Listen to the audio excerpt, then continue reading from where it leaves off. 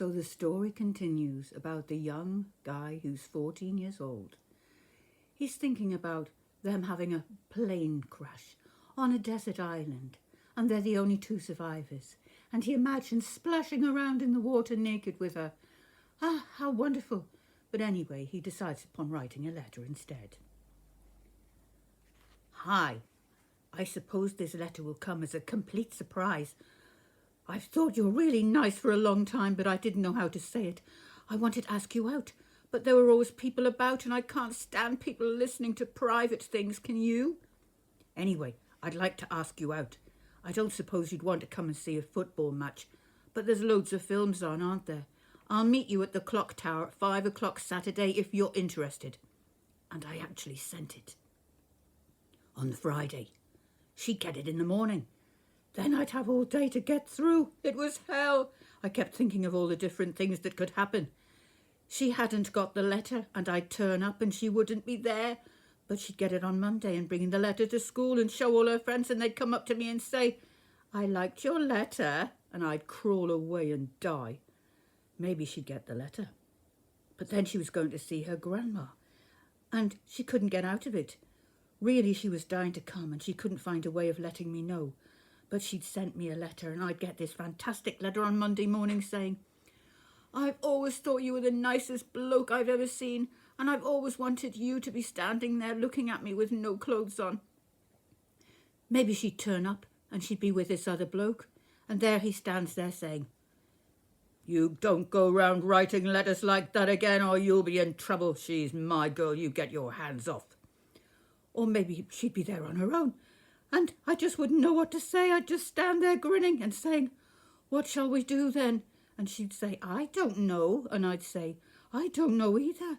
And that would go on for ages, and then she'd go to her place and I'd go to my place, and that would be it. Nothing.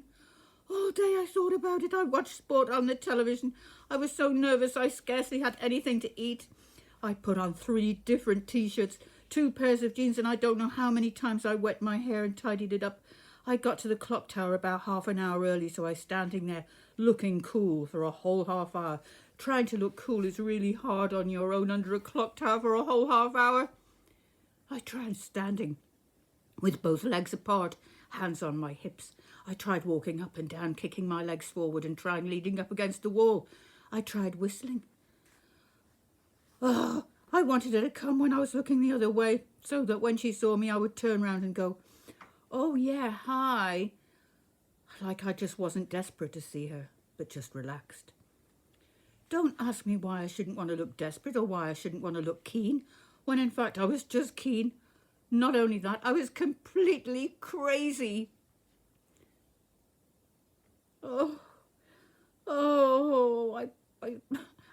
half an hour after this, I began to think I'd made a huge mistake. Maybe I didn't like her after all.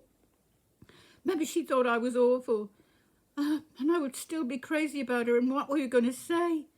I'd never even spoken to her before. I was in the middle of this panic when she arrived. Did you write that letter? I said, yeah. She said, what did you write it for? I said, because I wanted to. She said, but you must be mad. And I said, am I? She said, what's the matter with you? Don't you think black boys are good enough for me? I said, I never said that. She said, I don't go out with white boys, you know. I said, right.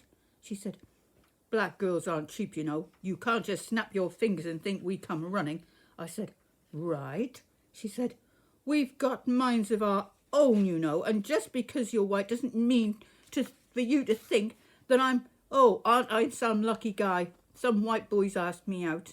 And I said, right.